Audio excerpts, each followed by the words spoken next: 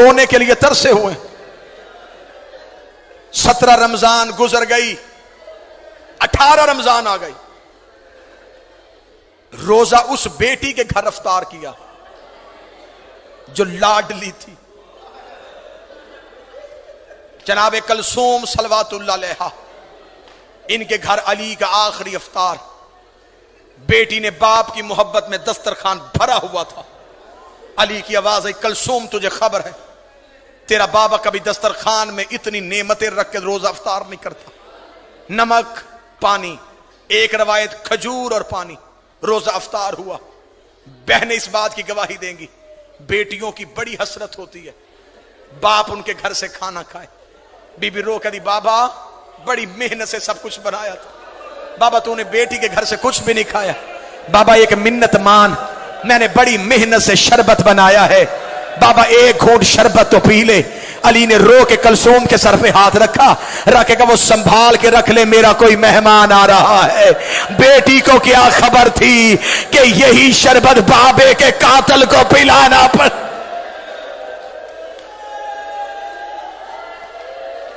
امیر المومنین مصلی عبادت پہ آ گئے. آدھی رات تک علی مناجات الہیہ میں مصروف رہے. اس دن علی کی مصلی پہ اللہ سے گفتگو کرنے کی طریقہ اور گفتگو کا انداز بدلا ہوا تھا. علی کی اولاد ایک حجرے میں اکٹھی ہو گئی. بی بی عالیہ رو کے کہتی ہے حسین میں نے خواب دیکھا ہے, کعبے کے غلاف کو آگ لگی ہوئی ہے. حسین رو کے کہتے ہیں میں نے خواب دیکھا ہے میری ماں کے سر سے چادر اتری ہوئی. اللہ کوفے میں خیر کرے. باہر والے دروازے پہ دستک ہو گئے. جناب عباس دروازے کی جانب چلے. علی کی آواز آئی عباس رک. یہ روایت اگر برداشت کر لو گے تو اسی پہ بڑا ماتم. عباس رک. عباس وہیں پہ رک گئے. امیر المومنین جھکے ہوئے چہرے کے ساتھ دروازے کی طرف. آدھی رات بالکل ضربت والی صبح ہونے والی ہے. یہ روایت ہے 1819 کی درمیانی رات. تھوڑی دیر بعد علی مسجد میں جانے والے. آدھی رات علی نے گھر کا دروازہ کھولا. 4 گھوڑے سوار امیر المومنین کے دروازے پہ کھڑے تھے. چاروں کے چہرے پہ نقاب تھے. علی نے کہا من انتم, کون ہو تم؟ چاروں گھوڑوں سے اترے. علی کے پاؤں پہ ہاتھ رکھے. پہلے کی آواز آئی مولا میں حذیفہ یمانی ہوں. دوسرے کی آواز آئی یا امیر المومنین میں ابراہیم ابن مال کی اشتر ہوں. تیسرے کی آواز آئی وارث محمد میں اسود بن نباتہ ہوں. چوتھے کی آواز آئی اے ابو الحسن میں عبداللہ ابن عفیف ہوں. علی کی آواز آئی چاروں میرے نوکر آدھی رات کو میرے دروازے پہ کیوں آئے ہو؟ مومن کے دل میں قبر حسین ہوتی ہے. ذاکر کا کام ہوتا ہے صرف جملہ پڑھنا. حذیفہ یمانی رو کے کہتا یا علی جب سے یہ 40 ہجری کا رمضان آیا ہے ہمیں تیری تقریروں سے ڈر لگ رہا. یا علی آپ سے ایک بندے نے پوچھا تھا کہ آپ نے داڑھی خضاب کیوں نہیں کی؟ آپ نے کہا تھا ان قریب یہ لہو سے خضاب ہونے والی ہے. یا علی آپ نے ایک دن ایک صحابی سے پوچھا تھا کہ آج رمضان کی کیا تاریخ ہے؟ اس نے کہا تھا 16. آپ نے کہا زیادہ گزر گئے تھوڑے رہ گئے. یا علی ہم نے کوفے میں ایک شخص کو زہر خریدتے ہوئے دیکھا ہے. یا علی کوفے کے حالات بہتر نہیں ہیں, تیری تقریروں کا انداز بدل گیا ہے. یا علی ہمیں بڑا ڈر لگ رہا ہے. ہم چاروں نے مل کے قسمیں کھائی ہیں کہ ہم آپ کو تنہا نہیں چھوڑیں گے. آپ گھر ہوں گے ہم دروازے پہ پہرا دیں گے, آپ مسجد میں جائیں گے ہم دروازے پہ پہرا دیں گے. یا علی ہم آپ کو تنہا نہیں چھوڑیں گے. علی نے ہاتھ اٹھا کے کہا اللہ تمہیں جزائے خیر دے, تم نے اپنے وقت کے امام کا خیال رکھا, لیکن میں حکمن کہتا ہوں مجھے پہروں کی ضرورت نہیں. اگر پہرا دینا ہوتا میرا عباس جیسا بیٹا ہے, میرا حسن جیسا بیٹا ہے, جاؤ اپنے اپنے گھروں کو को वापस चले जाओ। हुज़ैफा यमानी कहता है अली के हुक्म के बाद हम पे खड़ा होना हराम हो गया था।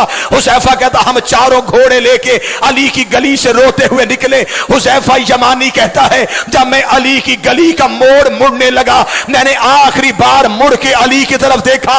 अली हाथ हिला के कह रहे थे हुज़ैफा अल्लाह के हवाले, हुज़ैफा अल्लाह के हवाले, हुज़ैफा अल्लाह के हवाले। हुज़ैफा कहता मैं रोता रोता घर आ गया, मैंने अपने सर से अमामा उतारा, दीवार पे मारा, तलवार निकाली, रेत पे फेंकी, मैं एड़ियां रगड़ के रोना शुरू हुआ। मेरी बीवी करीब आके कहती है अली का सिपाही होके बच्चों की तरह क्यों रो रहा है? रो कहता अली के दरवाजे में पहरा देने गए थे, अली ने खाली वापस भेज दिया। कूफे के हालात बेहतर नहीं है, बेटियां बाबे की शाही देखने के लिए आई है। हुज़ैफा कहता मेरी सौजा कहती है अली को तेरे पहरे की क्या जरूरत है, वो फातेह खैबर है, उसकी तलवार से जमाना डरता है।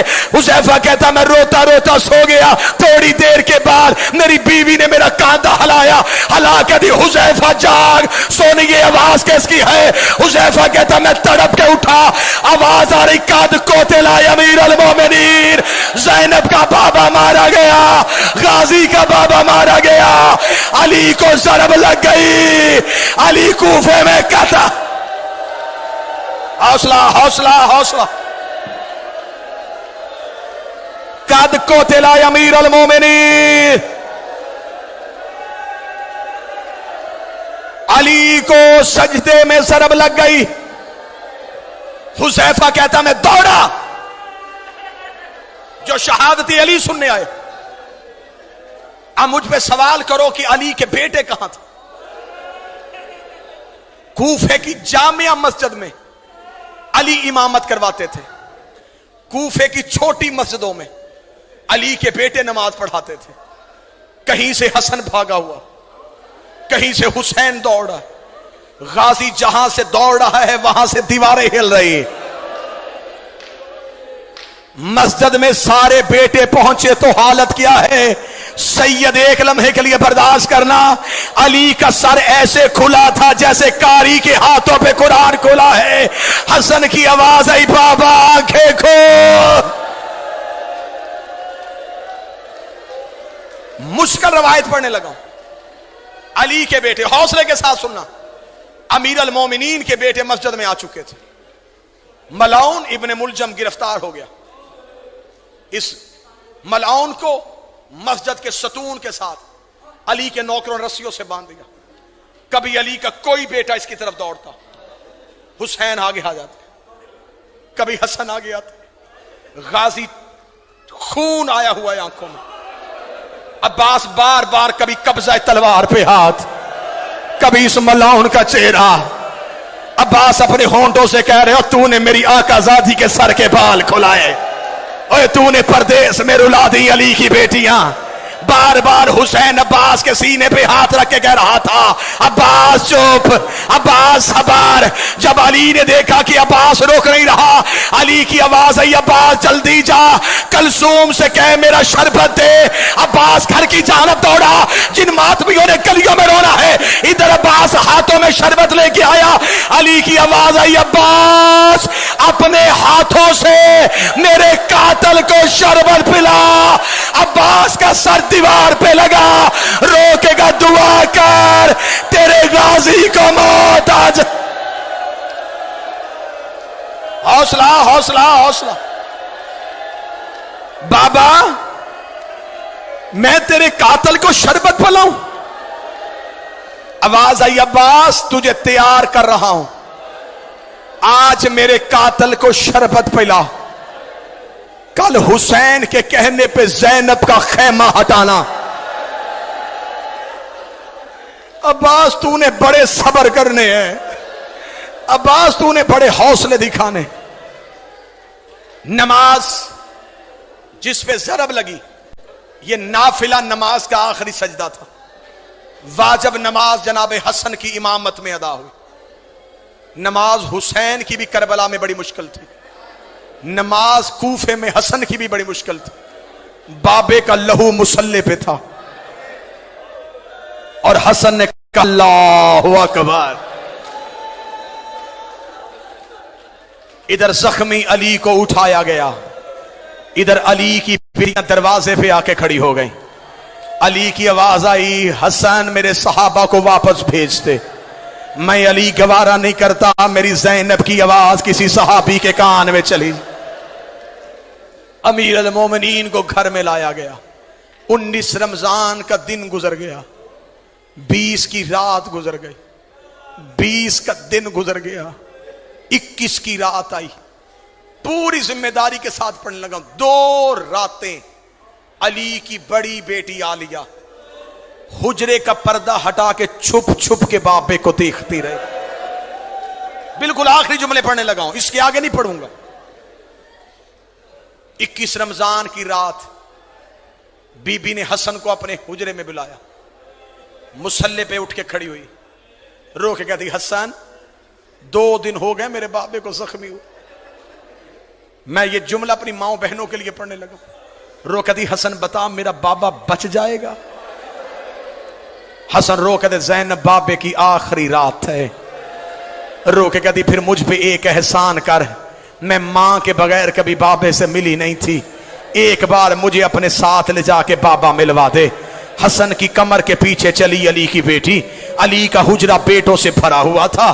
حسن کی آواز آئی بابا تجھے زینب ملنے کے لیے آئی ہے۔ علی بسم اللہ کہہ کے اٹھ کے بیٹھے۔ علی کی آواز آئی میرا ہر بیٹا میرے حجرے سے چلا جائے، آج میری بیٹی مجھے ملنے کے لیے آئی ہے۔ علی کی بیٹے حجرے سے نکلنے شروع ہوئے، زینب کا بدن کانپنا شروع ہوا۔ ادھر سے حسین زینب کے قریب سے گزرے، بی بی نے اب حسین کی ابا میں ہاتھ ڈالا، رو کے کہتی تو تو رک جا، تو تو میرے حصے کا بھائی ہے، تیرے بغیر تو میں کربلا بھی نہیں جا سکتی۔ علی کی آواز آئی حسین تو بھی چلا جا، اب اکیلی بیٹی رہ گئی اور ایک زخمی باپ رہ گیا۔ بی بی رو کری بابا میں زندگی میں تجھ سے کبھی بولی نہیں تھی، بابا تیری آخری رات ہے۔ علی کی آواز آئی زینب میرے سرہانے بیٹھ کے مجھے قرآن سنا۔ علی کی بیٹی نے قرآن پڑھنا شروع کیا، علی نے رونا شروع کیا، رو کری بابا تو کیوں رو رہا ہے؟ رو کر بس تیرا لہجہ سننا تھا، اب مجھے پتا چل گیا تو شام کے بازاروں میں خطبے پڑھ لے گی۔ ادھر علی کی آنکھیں بند ہونی شروع ہوئی، زینب رو کری بابا جلدی نہ کر، میں نے تیرے کہنے پہ قرآن سنایا، ایک بار آنکھیں کھول، مجھے بتا رسیاں کیسے پہنتے ہیں، مجھے بتا بازاروں میں کیسے چلتے ہیں، مجھے بتا شرابی سے کیسے بولتے ہیں، مجھے بتا پتھر کیسے کھاتے ہیں۔ آواز آئی قالوا انا للہ و انا الیہ